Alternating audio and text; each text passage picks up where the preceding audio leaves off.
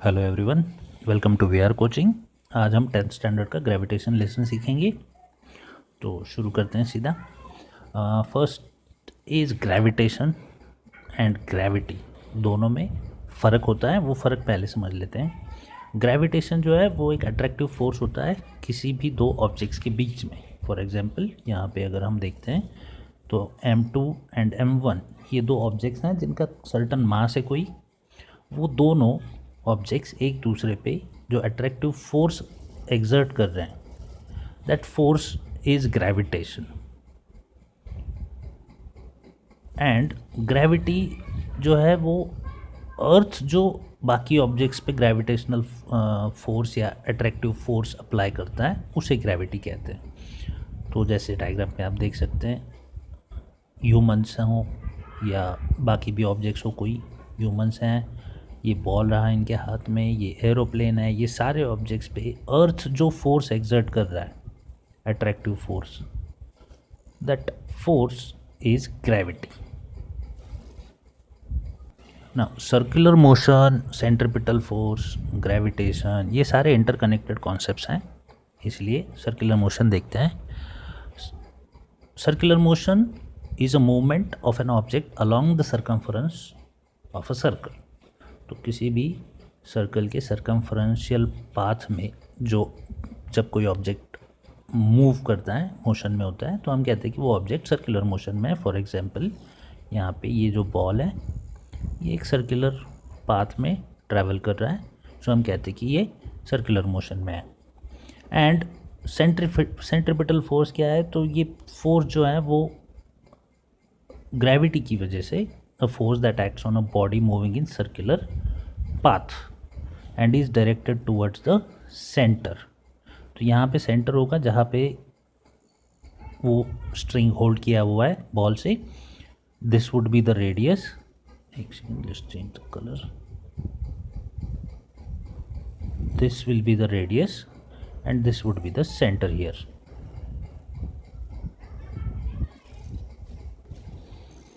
सो या फिर इस डायग्राम में भी देख सकते हैं कि ये जो ऑब्जेक्ट है M, इस ऑब्जेक्ट के अराउंड,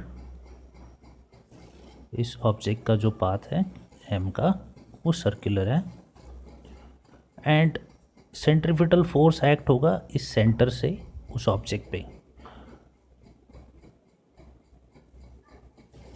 इसे समझने के लिए एक और सिमुलेशन देखते हैं हम। तो इस सिमुलेशन में आप देख सकते हैं कि सन है यहाँ पे, अर्थ है,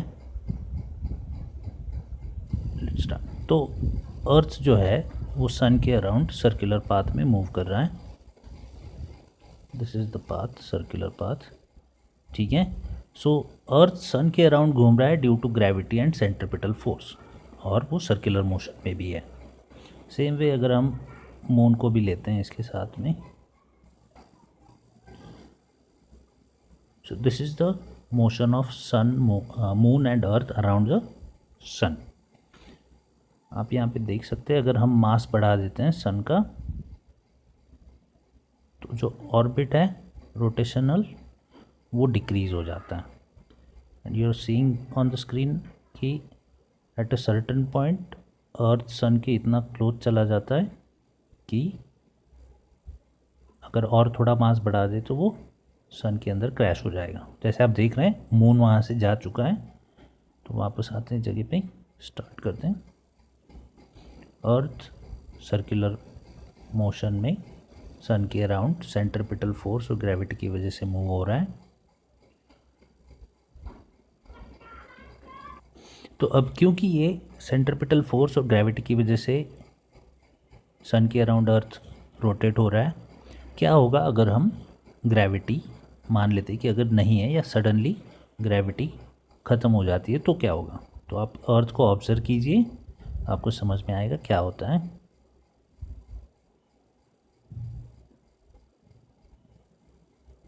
सी, हमने ग्रेविटी ऑफ की, अर्थ जो है वो ग्रेविटेशनल फोर्स से आगे निकल गया एंड घूम रहा है अब स्पेस में कहीं पे। सेम एक्सपेरिमेंट हम मून के साथ कर सकते हैं, अर्थ और मून के साथ। अगर मून अर्थ के अराउंड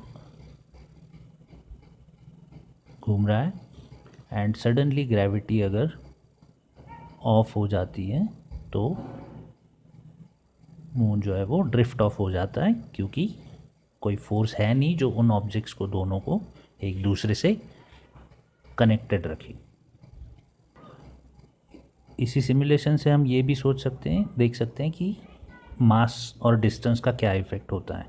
तो लेट्स से अर्थ का मास हम कर देते हैं 1.5 टाइम्स एंड मून का मास सेम रखते हैं, तो क्या होता है। तो पहले देखते हैं अर्थ के एक्चुअल मास पे जो मूवमेंट है वो कुछ इस तरह से है एंड अगर हम मास बढ़ा देते हैं तो यू कैन सी मून जो है वो अब इलिप्टिकल ऑर्बिट में घूम रहा है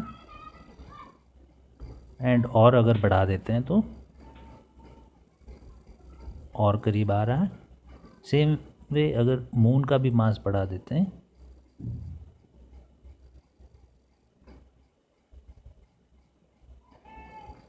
सी अल्टीमेटली अगर मास ज़्यादा हो जाए एंड डिस्टेंस बहुत कम हो जाए तो ग्रेविटेशनल फोर्स इतना ज़्यादा होता है कि दोनों ऑब्जेक्ट्स एक दूसरे से टकरा जाते हैं। इससे हमें ये समझ में आता है कि ग्रेविटेशनल फोर्स जो है वो डिपेंड करता है दो चीज़ों पे। पहली चीज़ है मास ऑफ द ऑब्जेक्ट्स, जो इन्वॉल्व ऑब्जेक्ट्स हैं उनका मास, एंड सेकंड थिंग इज़ उन दोनों के बीच का डिस्टेंस। तो जब आप ऑब्जेक्ट्स के मास को कंसिडर करते हैं तो gravitational force is directly proportional to the mass of the objects. जितना मास ज़्यादा होगा उतनी ग्रेविटी ज़्यादा होगी। सिमिलरली जब डिस्टेंस की बात करेंगे तो डिस्टेंस जितना कम होगा उतना ग्रेविटेशनल फोर्स ज़्यादा होगा। डिस्टेंस जैसे जैसे बढ़ेगा ग्रेविटेशनल फोर्स कम होता जाएगा। दैट मीन्स इन्वर्सली प्रोपोर्शनल है ग्रेविटेशनल फोर्स डिस्टेंस के। इसी चीज़ को और एक एक्सपेरिमेंट से ट्राई करते हैं। तो लेट्स से यहाँ पे दो ऑब्जेक्ट्स हैं, मास ऑब्जेक्ट है m1 एंड m2। m1 का मास है 2 billion KGs for example and m2 का मास है 4 बिलियन केजीज। दोनों के बीच में डिस्टेंस है 4 किलोमीटर्स। ठीक है, हम इसको थोड़ा कम कर देते हैं, 3 किलोमीटर्स करते हैं। So as you can see जब दो ऑब्जेक्ट्स पर्टिकुलर और सर्टन मास के 3 किलोमीटर्स अपार्ट हैं तो फोर्स जो एक दूसरे पे वो एग्जर्ट कर रहे हैं दैट इज़ 59.3 न्यूटन। अब हम इसका जो है मास बढ़ाते हैं एक ऑब्जेक्ट का किसी भी। सी एज यू कैन सी यहाँ पे जो 59 पॉइंट समथिंग जो न्यूटन फोर्स था वो अब डबल हो गया है, क्योंकि हमने मास डबल कर दिया। इंस्टेड ऑफ 2 बिलियन केजीज मास 1 जो था वो अब 4 बिलियन केजीज हो गया। इसे वापस कम करते हैं and now let's see what happens when we increase the distance. Distance बढ़ाते हैं तो क्या होता है। तो अभी डिस्टेंस है 3 किलोमीटर्स, हम इसको 6 किलोमीटर्स कर देते हैं, डबल कर देते हैं। सो अब आप देख सकते हैं फोर्स जो है वो 14.8 न्यूटन हो गया, जो 59 पॉइंट समथिंग था वो 14.8 यानी ऑलमोस्ट 15 न्यूटन हो गया। तो इससे हमें ये पता चलता है कि जब भी मास डबल होता है ग्रेविटेशनल फोर्स भी डबल होता है, एंड जब डिस्टेंस डबल हो जाता है दो ऑब्जेक्ट्स के बीच में तो फोर्स जो है ग्रेविटेशनल फोर्स वो 1/4 टाइम्स हो जाता है, यानी कि आप उसको 4 से फैक्टराइज करेंगे।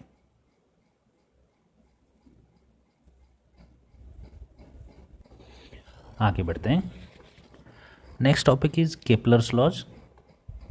तो केपलर ने जो है प्लैनेट्स का ऑब्जर्वेशन किया था एंड उन ऑब्जर्वेशंस के थ्रू उन्होंने कुछ थियरीज पुट फोर्थ किए थे, लॉज क्रिएट किए थे। तो उनका फर्स्ट लॉ था कि जिसे लॉ ऑफ एलिप्सिस भी कहते हैं, the path of planets about the sun. Planets का जो पाथ है अबाउट द सन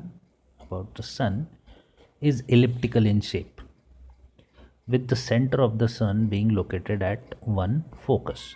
तो एलिप्स जो होते हैं उसके दो फोकस होते हैं, एक यहाँ पे होगा, दूसरा यहाँ पे होगा, ठीक है। अब ये फोकस क्या होते हैं, तो एलिप्सिस क्योंकि एलोंगेटेड शेप्स होते हैं, फोकस जो है वो बेसिकली आपको सेंटर्स बताते हैं, but instead of one centre you have two. और फोकस उन्हें इसलिए कहते हैं क्योंकि यहाँ से कोई भी पॉइंट आप लेते हैं अगर, तो इनके बीच में जो डिस्टेंस है from this point two this point and this point two this one, इनकी सम हमेशा इक्वल होती है। दैट्स वाई ये एक फोकस है एंड ये एक फोकस है।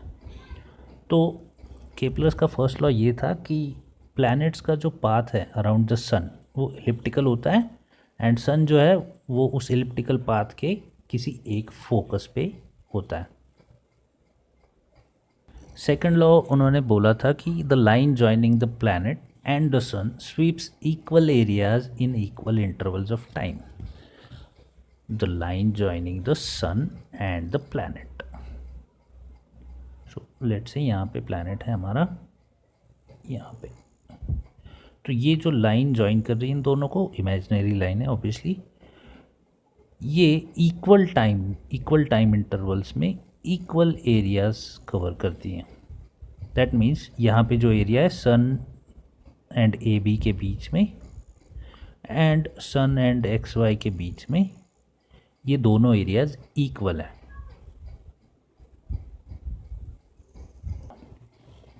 Kepler's third law, the square of planets period of revolution. तो कोई भी प्लैनेट जो सन के अराउंड रिवॉल्व हो रहा है,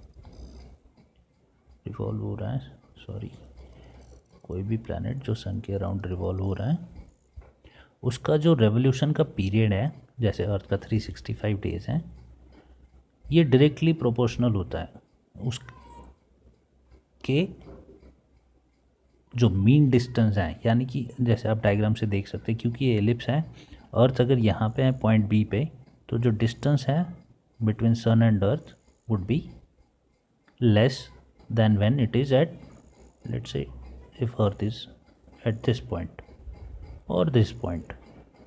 सो इन सारे डिस्टेंसेस का एवरेज जो भी अमाउंट निकलता है, जो एवरेज डिस्टेंस होता है किसी भी प्लैनेट का सन से, उस एवरेज डिस्टेंस के क्यूब के बराबर होता है जो भी रेवोल्यूशन पीरियड है उसका स्क्वायर। इसे हम मैथमेटिकली ऐसे लिखते हैं T square, T being the period of revolution, कितना टाइम लग रहा है प्लैनेट को सन के अराउंड रिवॉल्व होने में, दैट इज़ टी, उसका square is always proportional to the mean distance between sun and that planets cube. So T square is directly proportional to R cube. यह है केपलर का थर्ड लॉ। अब इन्हीं Kepler's के laws से और Kepler's के ऑब्जर्वेशन से न्यूटन ने law of universal gravitation form किया। तो ये लॉ कैसा है कि Newton's law of universal gravitation states that every particle attracts every other particle in the universe with a force which is directly proportional to the product of their masses and inversely proportional to the square of the distance between their centers। तो ये बात हमने थोड़ी देर पहले की थी कि जो ऑब्जेक्ट्स हैं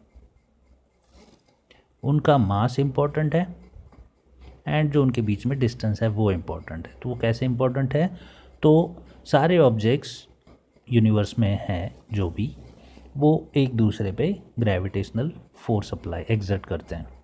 एंड वो फोर्स कितना होता है, तो वो फोर्स होता है directly proportional to the product of the masses which will be m1 into m2 and inversely proportional to the square of the distance between the two objects. तो इन दोनों के बीच में डिस्टेंस है यहाँ पे d, मास है m1 एंड m2। तो जब आप ग्रेविटेशनल फोर्स कैलकुलेट करना चाहते हैं तो आप क्या करते हैं, मास 1 इंटू मास 2 करते हैं एंड उसे डिवाइड करते हैं स्क्वायर ऑफ द डिस्टेंस से। यहाँ पे g ग्रेविटेशनल कांस्टेंट है, यूनिवर्सल ग्रेविटेशनल कांस्टेंट, उसकी वैल्यू होती है 6.637 इंटू 10⁻⁻11 न्यूटन मीटर स्क्वायर पर केजी स्क्वायर। ये नंबर चेंज नहीं होता, इसलिए कांस्टेंट कहते हैं उसे। So this law means that when mass of one object is doubled, एक ऑब्जेक्ट का मास डबल हो जाता है, तो force between the two objects also gets double, दोनों के बीच में ग्रेविटेशनल फोर्स भी डबल होता है। एंड क्योंकि डिस्टेंस से इन्वर्सली प्रोपोर्शनल है, जब डिस्टेंस डबल हो जाता है तो ग्रेविटेशनल फोर्स जो है वो 4 के फैक्टर से कम हो जाता है, यानी कि आप उसे 1/4 से मल्टीप्लाई करेंगे। Next is moon and tides. तो मून और टाइड्स जो ओशन में आते हैं उनका क्या रिलेशन है, आप यहाँ पे डायग्राम में देख सकते हैं कि जब मून न्यू मून फेज़ में होता है या फिर फुल मून फेज़ में होता है, तो जो टाइड्स हैं वो ज़्यादा क्रिएट होते हैं, हाई टाइड्स क्रिएट होते हैं बेसिकली, ठीक है। That's why you can see the bulge sideways. And at this position, क्योंकि यहाँ पे ग्रेविटेशनल पुल मून का बहुत कम है इस पोजीशन पे, इसलिए आप यहाँ पे लो टाइड्स देख सकते हैं इस पोजीशन में।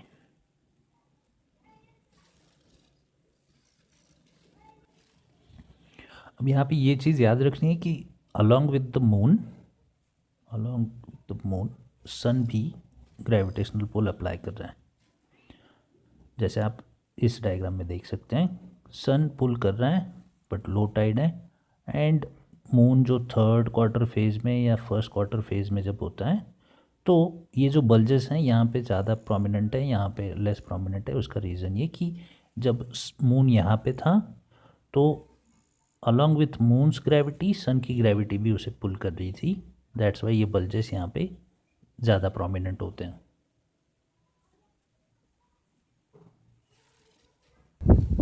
तो next concept is earth gravitational acceleration. तो आपको एक्सेलरेशन तो पता ही है, जब कोई ऑब्जेक्ट ग्रेजुअली इंक्रीज होता है वेलोसिटी में तो हम कहते हैं कि वो एक्सेलरेटेड मोशन में है। सिमिलरली अर्थ की ग्रेविटी की वजह से भी ऑब्जेक्ट्स एक्सेलरेट होते हैं। सो उसके बारे में देखते हैं थोड़ा। The earth exerts gravitational force on objects near it. According to Newton second law, a force acting on a body results in its acceleration. तो क्योंकि ग्रेविटी एक फोर्स है, तो जब भी आप कोई ऑब्जेक्ट फ्री फॉल में छोड़ देते हैं तो वो ऑब्जेक्ट ग्रेजुअली स्पीड इंक्रीज करता जाता है टुवर्ड्स अर्थ, क्योंकि ग्रेविटी उसे पुल कर रही है। सो इस एक्सेलरेशन को ही ग्रेविटेशनल एक्सेलरेशन कहते हैं। ये डिनोट किया जाता है स्मॉल लेटर्स में जी से। इसे कैलकुलेट करने के लिए हम जो फोर्स का ग्रेविटेशनल फोर्स का फॉर्मूला है वही यूज़ कर सकते हैं। G F is equal G, that is gravitational constant, m is the mass of earth and small m being mass of the object, and r square is the distance squared। तो यहाँ पे हम t के बजाय r use कर रहे हैं क्योंकि अर्थ जो है वो सर्कुलर है एंड उसका एक रेडियस है। तो डिस्टेंस जो है वो ऑलमोस्ट हमेशा ऑन द सरफेस, जब ऑब्जेक्ट्स को कंसिडर कर रहे हैं तो हमेशा इक्वल होता है अर्थ के रेडियस के। That's why R square. तो क्योंकि force is equal to mass into acceleration, हम क्या करते हैं उस वैल्यू को पुट करते हैं इस इक्वेशन 5 में, and then we get g is equal G M upon R square, which results in g is equal G M upon R square. अब यहाँ पे आपने अगर फॉर्मूला ठीक से देखें तो आपको समझ में आएगा कि स्मॉल m जो है यानी कि ऑब्जेक्ट का मास जो है वो यहाँ पे कंसिडर नहीं हो रहा, क्योंकि जब आप f is equal M G को प्लेस कर रहे थे इक्वेशन में, f is equal M G को प्लेस कर रहे थे इक्वेशन में, तब m और m जो है वो कैंसल आउट हो जाते हैं। दैट्स वाई जो भी ऑब्जेक्ट्स हम फ्री फ्लो में थ्रो करते हैं, फ्री फॉलिंग ऑब्जेक्ट्स जो हैं, उनके मास का ग्रेविटेशनल एक्सेलरेशन से कोई रिलेशन नहीं होता। दैट इज़ वाई जब भी आप दो ऑब्जेक्ट्स को एक ही लेवल से, एक ही हाइट से फ्री फॉल पोजीशन में छोड़ देते हैं तो दोनों ऑब्जेक्ट्स सेम टाइम पे अर्थ सरफेस के कांटेक्ट में आते हैं। सो अब आप इस इक्वेशन में जो वैल्यूज़ हैं वो पुट करेंगे, जैसे अर्थ का रेडियस, अर्थ का मास एंड ग्रेविटेशनल कांस्टेंट। ये वैल्यूज़ इनपुट करने के बाद कैलकुलेशन से आपको पता चलेगा कि gravitational acceleration is 9.77 meters per second squared. This acceleration only depends on mass m, that is Earth's mass, and radius r of the Earth. So the acceleration due to gravity at a given point on Earth is same for all objects. अब इसमें variation किन चीज़ों से आते हैं? तो first is earth surface के along जो भी चेंजेस आ रहे हैं, तो कई जगहों पे अर्थ जो है वो अर्थ का जो रेडियस है वो कई जगहों पे कम है, कई जगहों पे ज़्यादा है। फॉर एग्जांपल अगर आप पोल्स पे जाते हैं तो रेडियस कम है, वेयर एज इक्वेटर्स पे ज़्यादा है। तो ये जो अनइवननेस है सरफेस का, उसकी वजह से जी में चेंजेस आ सकते हैं, या फिर चेंज विथ हाइट। तो जितना आप अर्थ सरफेस से ऊपर जाएंगे उतना डिस्टेंस बढ़ता जाएगा, दैट इज़ वाई ये वैल्यू डिक्रीज़ होती जाएगी ग्रेविटेशनल एक्सेलरेशन की। या फिर चेंज विथ डेप्थ, आप अगर अर्थ के अंदर जाना शुरू करते हैं, if you start digging a hole and आप उधर से अंदर जाना शुरू करते हैं तो भी ग्रेविटेशनल एक्सेलरेशन डिक्रीज़ होगा। इसका रीज़न ये है कि ऑल्दो डिस्टेंस कम हो रहा है, बट डिस्टेंस के साथ साथ जो मास हम निगेट करते जा रहे हैं एज वी गो डाउन, जैसे जैसे हम एक एक लेयर नीचे जा रहे हैं, उस पेरीमीटर के ऊपर का सारा मास जो है वो निगलेक्ट हो रहा है इक्वेशन से, इसीलिए ग्रेविटेशनल एक्सेलरेशन भी डिक्रीज़ हो जाता है। लास्ट कॉन्सेप्ट है इस लेसन का, मास एंड वेट। तो मास किसी भी ऑब्जेक्ट में कितनी अमाउंट मैटर है, दैट डिफाइंस इट्स मास।